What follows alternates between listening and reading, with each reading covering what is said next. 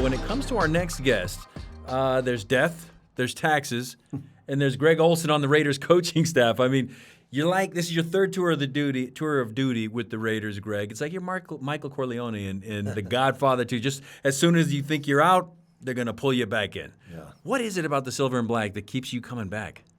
I share this with anyone that I come across. I think it's the most storied franchise in all of professional sports, and the history and again, the fan following, the tradition that they have here, that Al Davis started. I just don't think there's a more iconic franchise in any sport. So I feel very fortunate to have been invited back. Yeah. Obviously, my third stint, but it's really just everything that Al Davis built, and that now Mark is continuing to carry on. Just the tradition of the Raiders organization is just something once you've been here the first time, you never want to leave. So I've covered Raiders games when I was young, real young, in L.A. I covered them as a beat up in Oakland when you were there the first time, and here in Las Vegas as well. And yet, like you said, that DNA stays the same. The message stays the same. Is that like that anywhere else in the NFL? Yeah, I don't think so. That's why I say it. That's why I just think it's an iconic organization, and the fan following. And no matter what city we go in, there's a great fan following from the Raiders fan base, and it all goes back to, I think, the Davis family's vision and Al's vision of the franchise that he wanted to build, and it wasn't just a football franchise. He wanted it to be the most iconic franchise in all of sports, and he was able to build that, and it's carried on.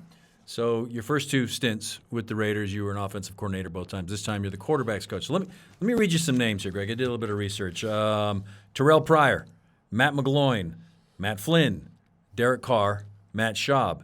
That was stint number one. Those are the quarterbacks you worked with then. Stint two, A.J. McCarron, Mike Glennon, Marcus Mariota, Nathan Peterman, Derek Carr, obviously. Now, Geno Smith. You have a relationship with Geno from your time in Seattle together there. What is it about Geno that makes him unique amongst every other quarterback that you've worked with in your career? Well, first and foremost, he's a great competitor, and I think that's one thing that Pete Carroll tries to find when he's building a team, and he's the ultimate competitor. He's an extremely intelligent football player, which I think is a prerequisite to play the position of quarterback. So extremely intelligent, and he's accurate. And you take those three things: competitor, intelligent, and accurate, and you have something there to work with. And on top of that, his experience. Yeah. Certainly, I'm a huge fan of Geno's journey. I always tell him I want to be the first to write your 30 for 30 when you're done, because I think it's an incredible story of what he went through, the adversity he went through, being a high draft pick and his time in the league, and his time sitting back and watching, Russell Wilson and Phillip Rivers and Eli, some of the quarterbacks that he had a chance to watch a little bit, and then to get the opportunity that Pete gave him again in Seattle, and to resurrect his career somewhat. So I think it's just an incredible story of perseverance, of a guy that just stayed ready for his opportunity. Oftentimes you don't get that second opportunity, and he got the second opportunity and has made the most of it. So it's just a really, really unique story, and a great story for anyone out there that maybe started out in life and things were going good, and maybe they had to take a step back and learn from some others, and then come back again. And he's played very, very well, and we hope he'll continue to play well. How would you describe your day-to-day interactions with him? I know it's early in the season. You played one game so far, one regular season game with him with the Raiders. How would you describe that interaction with him from coach to player? Well, it's really a unique relationship, really, between the quarterback coaches and the quarterbacks, just because it's such a small room. There's only three of them, and some places there's only been two on the active roster. So because of that, you develop a very close personal relationship as well as a working relationship. So you've got to be certainly got to be able to gain their trust early on, and then the conversations have to be open and honest. And when you develop that relationship, obviously those conversations come easier. So it helped having him in Seattle, and then having an opportunity to bring him back here into Seattle. So it's a good relationship, great working relationship, and a good personal relationship as well. In New England, from the press box, watching what was going on down there, I was particularly impressed with how he bounced back from the self-inflicted wound. I guess the tipped pass that was an interception, because he's driving. He's driving the first. He's just really efficient. Go down, score a touchdown. Very pretty touchdown pass. Second drive, you guys are moving the ball again, and then the interception when it seemed like maybe he was trying to fit a ball in where it didn't need to at that point in time. Whatever. And then 3 straight 3-and-outs. But then he bounces back from that after you guys make the adjustments. I mean, what does that say about him and what you guys were able to do making adjustments-wise? Well, I think, again, the maturity level of Geno, as he's gotten the experience and he's seen a lot, he's experienced a lot. I think the message that he gets from Pete, as we always say, you're really the second in command here as a quarterback of the Las Vegas Raiders. Goes the head coach, and then probably the second next guy in the post-game press conference is going to be the quarterback. So I think his time in Seattle and being around Pete Carroll helped him understand and weather those situations when something bad happens in a game. I think the experience of what he had younger, I think that's allowed him to react differently when he goes through a turnover or maybe what some people feel like was a horrible decision or a turning point in the game. Well, there's a lot of plays left out there, and just keep playing, and things will turn around for you. Okay, so are we seeing a guy that's on the other side of 30, but he still has a lot of tread on the tires?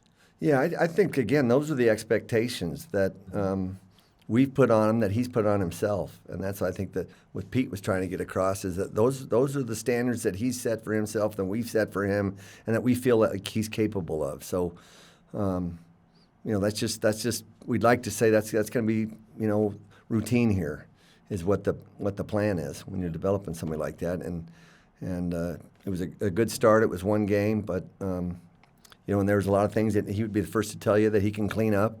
But it was a good start, and hopefully we'll build from that.